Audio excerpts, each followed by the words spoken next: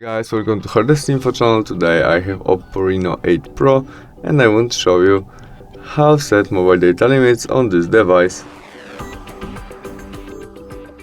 To do it, open Google Settings application and at Mobile Network, and there we tap on our data usage, where we have our data usage limit, and there we can set it. First step, we can set when our sale starts, maybe first day of each month. There by this switch we can turn on our data usage limit, and we can enter number of our limit, maybe 10 gigabytes or megabytes, what you prefer.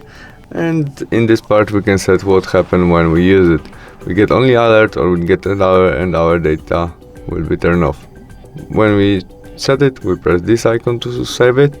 And last step, data usage, monthly data usage size, and there we can set it maybe in gigabytes in the same style as daily data limits.